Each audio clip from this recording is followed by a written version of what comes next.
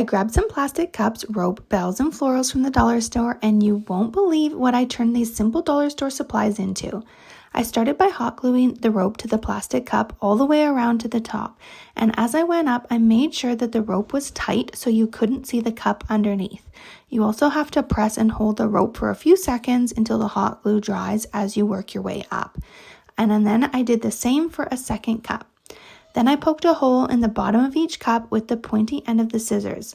I pulled some jute through and I tied a triple knot to make sure that it didn't go all the way through. Next, I cut some florals, green leaves, and red balls, and I hot glued it to the bottom of each cup, and I tied the bells to the jute string, and now I have 2 beautiful jute Christmas bells ready to decorate for the season. Grab these 2 things from a thrift store to make the most beautiful Christmas decor. Grab some glass light shades and scrub them clean. Once clean, I pulled cotton rope through the shade and tied it in a double knot. I did this for the other side, leaving enough between the 2 shades to tie it together. Then I separated the strands underneath the knot and used a macrame brush to smooth it out. A dog brush works great too. I trimmed with scissors and used hot glue to attach some faux greenery and pine cones, tied the top and hung it on my front door for beautiful holiday bells. For the second project, I grabbed 3 plastic pudding containers and used a hacksaw to cut the stem off. I scuff sanded them with medium grit sandpaper and spray painted the inside and out white. Once dried, I spray painted metallic gold and let it dry.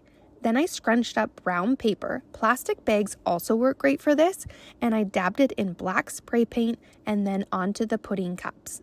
While that was drying, I stained a junior tongue depressor and wooden curtain rod dark brown and wiped the extra off with a paper towel.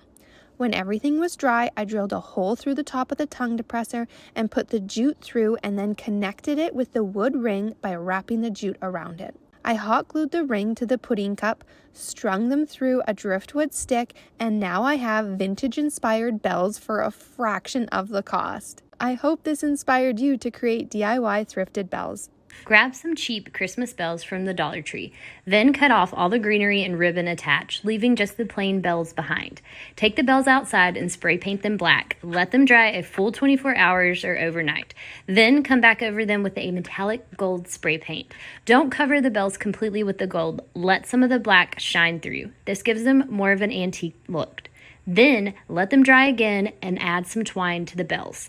I tied them on different lengths so the finished result looks like layered bells hanging down. Attach to your Christmas mantle and enjoy these easy and cheap do-it-yourself bells. To start, you'll need some glass shades from a light fixture. You can check around at local thrift stores, or my local Habitat Restore always seems to have plenty of these. First, you want to stain or paint all the wood pieces. You need 1 of each type of wood piece per bell that you're creating. This is much easier to do before you start assembling things. Allow your stain to completely dry before you move on. Next, it's time to drill some holes. You'll drill all the way through the wood candlesticks and candle cups. You want the holes to be large enough to fit your ribbon through so you can play around with the drill bit size that best works with your ribbon. Now for threading the ribbon. Create 1 long loop with your ribbon and thread the top of the loop through the candlestick first, followed by the candle cup. A little tip here, I found it worked really well to use a toothpick to help push the ribbon up through the holes. Adjust your loop to the desired length and then tie a knot below the candlestick to help secure everything in place. Pull your assembled pieces through the glass shade and hang it so you can determine how far you want the clapper to hang down.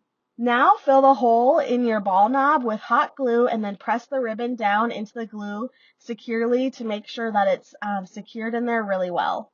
Slide everything into place and voila, you have just made a really beautiful Christmas bell using upcycled materials and a few simple wooden pieces from Hobby Lobby.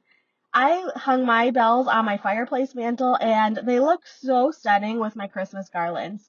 And that's it. Upcycling has never looked so festive. These Christmas bells are sure to be a conversation starter at your next holiday gathering. We're going to start this project with a clay flower pot, and I'm going to be painting my planter entirely with black paint. So I'm going to paint the exterior and I'm painting the interior portions. And I'm making sure that I'm getting complete coverage. For this next step, I'm going to be using some antique gold rub and buff and a rag, and I'm applying this rub and buff in smaller portions all over the black paint on my pot. So making sure that I give it kind of an antique patina look, but ultimately I'm trying to make this look a little more like a metallic brass or even just a vintagey, antique gold.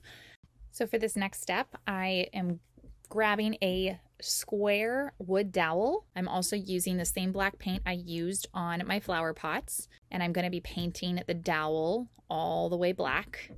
I'm actually going to be pulling out my miter box and back saw to cut down my dowel. And I want to make sure I'm cutting it down to a shorter length because I'm going to be using it on a variety of these pots. You're going to move on to the next step, which will be sanding down the edge, the cut edge. I am making sure to paint over the part that I sanded just to make sure it's completely covered.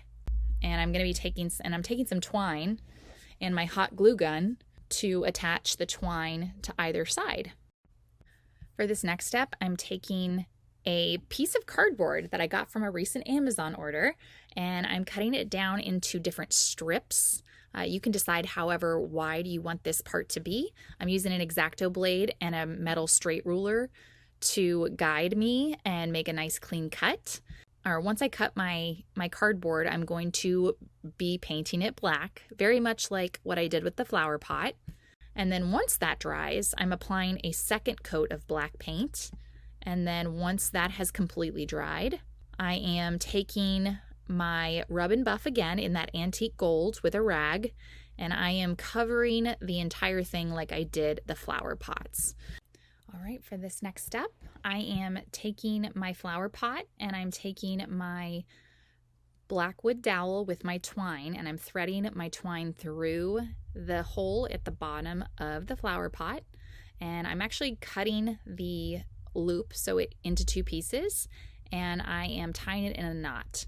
And from there, I'm going to be taking my cardboard piece and I am going to be adhering it to the cardboard piece, but also adhering it to the flower pot.